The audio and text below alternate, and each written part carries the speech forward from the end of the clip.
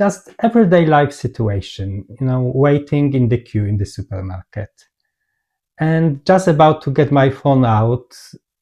And then I suddenly ask myself, who am I? Who is this person who's actually waiting? And suddenly it came to my attention that I'm aware of this waiting in a queue in the supermarket. And I got, goosebumps, vibration. This question suddenly came to me like out of nowhere. Who is this person? Who am I waiting in this queue?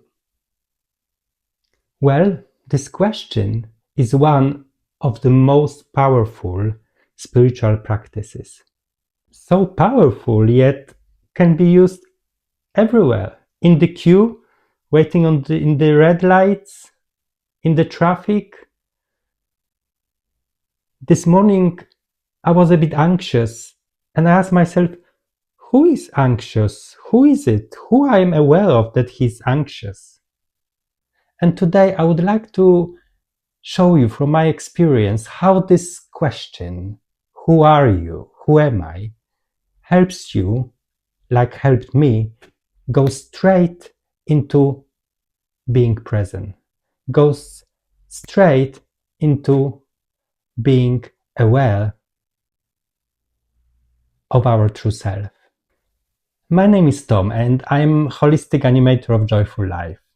Welcome to my channel of practical spirituality to make your life more joyful. Who am I? Who are you? This question was asked by the great spiritual teacher from yogic tradition, Ramana Maharshi. In his teaching, his understanding, every spiritual practice comes to the one question: who are we? Who am I? And there are different ways, different techniques, different practices, different religion, different ways, because we are all different. But the essence is, who am I? And this question doesn't need an answer. This question wasn't asked to get an answer. This question was asked by him to get us to the point where we are aware of ourselves. We are aware that we actually observe everything what is outside, and we are aware of it. But not only observe what is outside, but also observe our thoughts, our emotions. And this awareness takes us straight away to the present moment and to this awareness that we are aware of it, but we are not none of it. If someone asks you, who are you? If someone asks me, Tom, who are you? In our civilization, in England, I would say, well, I'm a receptionist, I'm a doctor, I'm Tom. But if you think that this Tom, those three letters, they're just letters, they're not me. If my parents gave me different name, I would be called differently. But it still will be me. If I look in the mirror now, the person who looked in the mirror 20 years ago, was a different me? No. I was aware of my reflection in the mirror 20 years ago, and I'm the same aware, the same awareness is in me, aware of the reflection today. Who am I? Who is this awareness? What is it, this awareness, who is aware of the outside world and the inside world?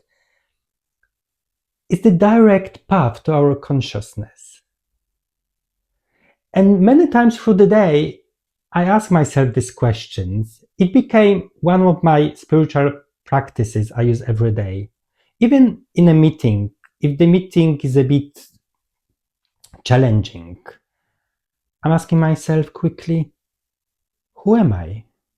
Ask myself, in my mind. Otherwise, people's gonna think, it's gonna tell me who I am, but in their own words. Asking myself, who am I? Who is the person in this meeting? And it pushes us back somewhere there. And I imagine that somewhere there is like a armchair, like a throne, and I'm sitting in it. And this is this awareness who is aware of everything what's outside. And then my thoughts and my emotions are becoming sort of outside of this awareness as well. And then I feel that I'm not my thoughts. I am aware of them. And this helps me greatly to snap into the present moment in everyday life. And from that present moment, from that awareness, every decision, everything I do is coming from my connection. It's not only coming from my mind, but it's coming from the connection with this big awareness, big consciousness. And then it flows better. The life, everything flows better when we use the help of who we really are, of our awareness. It inspires us. Our actions are inspired rather than they're forced. And there is this exercise, it's a bit of fun, and I do it very often during my individual sessions. Let's do it together now. Imagine that you are in a room. You're a room, and in this room are random people. There is a group of people, and also there is a big piano. You are aware of those people. You are aware of the piano. You're not attached to them. You don't know those people. Piano is an object, which is an instrument which you know. Be aware of those people and the piano in the room. And now pretend that, imagine that the piano disappeared. There is no more piano. Now you are aware that there is no piano. And how do you feel? It's okay. Well, it was a piano, now there is no piano. It's no big deal. And now imagine, pretend that the people in the room disappeared. They ceased. No more people in the room. It's only you. How do you feel now? Well, yes, I am alone. I know how to be alone. I've been alone in the room before. So what are we aware of now? There is an empty room. There was a piano, there were people, they not, I'm aware of it. But now, pretend, imagine that you switch the awareness. You switch off the awareness, which was aware of the room with the people and the piano. How do you feel now? I can't switch my awareness. If I switch my awareness, they wouldn't be me. And this simple game, this exercise shows that behind everything there is awareness. So we are aware that we are aware, but if we switch it off, there would be nothing. There would be nothing. There would be nothing to be aware of be aware. And this brought me to this great realization that everything, my human form, my body, everything outside is only there because I'm aware of it. If there is no one to be aware of it,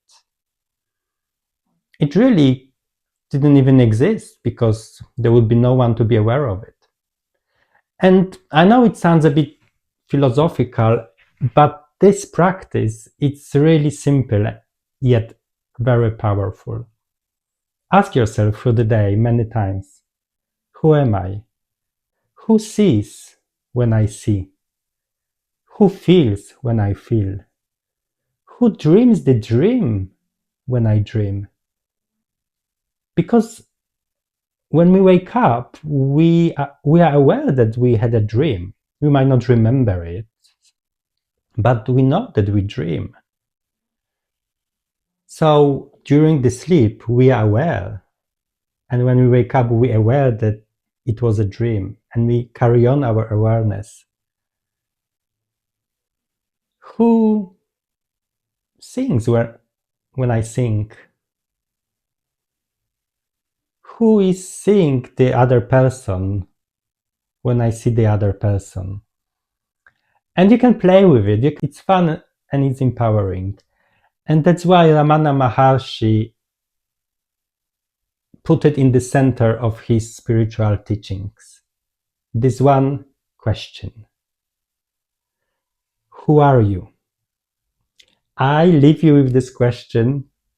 Let me know in the comments, who are you? Let me know how this practice is going and if it's something you could use in everyday life.